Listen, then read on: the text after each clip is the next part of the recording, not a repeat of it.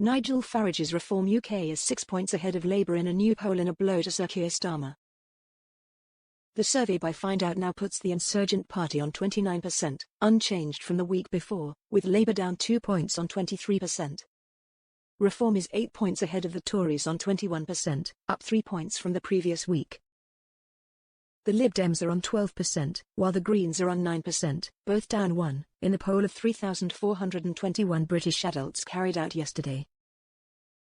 Reform Chairman Sir Yousaf said, "The latest Find Out Now poll has Reform on 29%, just 2 points away from enough support to form the next government."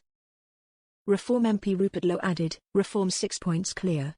We are going to win the next election, and we are going to restore Britain." It comes as Reform, which returned 5 MPs in July's general election but came second in 98 constituencies, has led a series of national opinion polls. Reform leader Mr Farage earlier this month declared there is a good chance he could be Britain's next Prime Minister. Speaking to the Daily Express at a rally in Essex, he said, "Some great polls, amazing polls, so we are the opposition. Can Reform win the next election? Well, the history books say no, but I just feel something remarkable is going on, something really historic, something we've never seen in our lifetimes. Probably the last time you saw a movement like this was in 1918 when Labour suddenly emerged as a massive political party and the Liberals disappeared as a party of government. There is a good chance I could be the next Prime Minister." Here is a summary of internet users' reactions. "The gap will just keep on increasing. The government need to turn off the tap. The Starmer circus needs to stop wasting our taxes. Here is a chance for the UK government to solve the entire immigration, NHS overloading, housing shortage, infrastructure and energy overloading issues overnight, and save over £26 billion plus per year. The government needs to stop paying any state benefits to all non-UK citizens. Also stop them getting free education, free NHS, free everything else. If they cannot support themselves 100%, then they do not need to be here. That will save the country in excess of £20 billion plus per year. Not paying for all the rubber boat arrivals will save another £6 billion plus per year. That totals at least £26 billion plus saved per year. Then add all the police, immigration, government, councils, etc. time and costs saved.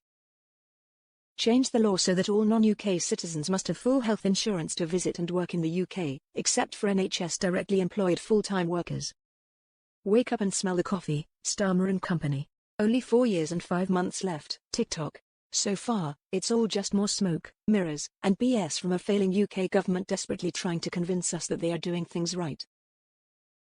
With a £22 billion black hole growing bigger every day with every boat arrival and £15.3 billion paid out in foreign aid, £12 billion plus that the NHS wastes on private hospital treatments, £40 billion worth of taxes, and an extra £34.1 billion worth of borrowing, repairing crumbling schools, hospitals and prisons cost at least £49 billion, £3 billion per year being wasted on Ukraine, all while forcibly cutting military and defence budgets. And now an extra £48 billion plus per year required just to meet the expected increase to the expected demand of 5% of GDP for NATO. At least they admit he's PM by popular vote now, but tired of this commie ragmiz reporting. There's 7 blokes at my work, 5 of them definitely voting Nige, 1 says he likes him and might, that's 80% Reform at least. They are storming it and mainstream covers it up to try and say he don't get to be Prime Minister. Well, it's time to get real, tell the truth or the people the patriots will just march down, throw them all out and put him in anyway.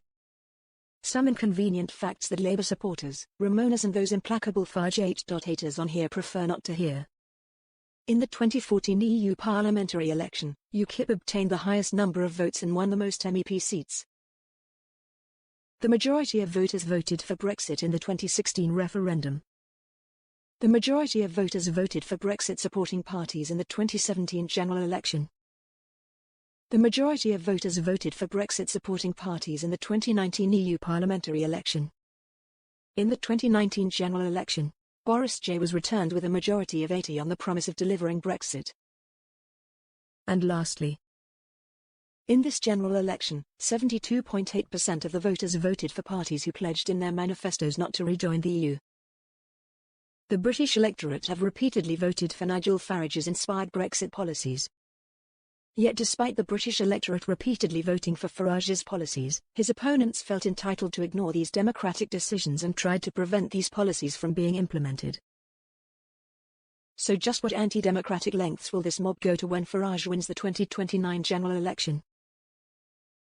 The destructive tendencies of the left/socialist policies have been on show for all to see for the last 30 years. At last the British people have a party to vote for who will prioritise the needs of the British. Our expectations have been dashed by the virtue signalling of successive Labour and Conservative governments, and their combined efforts have taken the UK to the depths of despair. A corner has been turned. No more will the crazy net zero agenda have us worrying about destroying the planet. No more will we be the place for the world's failures. Wherever you come from, you have to overcome your difficulties in the countries where you were born. There are no streets paved with gold here, no free rides. No country can provide that kind of a safety net and shouldn't be asked to. It has not gone unnoticed that many of the new arrivals have never had the good grace to acknowledge the effort made to cushion the fall. They have preferred to treat this country with contempt and have taken advantage of this nation while showing no respect. Finally, we can see an end to this chapter of self-harm and will now put Britain back in the realm of greatness which others can learn from but will never be permitted to put at such risk ever again. Reform are the only option at the moment, providing Nigel Farage does not carry on making gaffes re Ben Habib.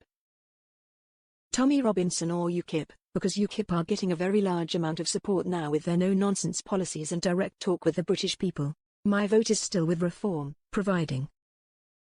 Can't give Farage all the credit. Labour have been terrible and lost the GE, same as Tory. But hats off to those voters with courage to switch over to Reform. Tweedle Tory, Tweedle Labour, both are out-of-touch members of the establishment elite, the people who follow the creed laid down all those years ago in 1973 by the head of the civil service.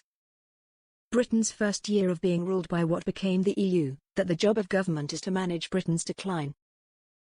The endless privatisations to foreign governments of public services, the rundown of the military, the never-buy British policy of the government.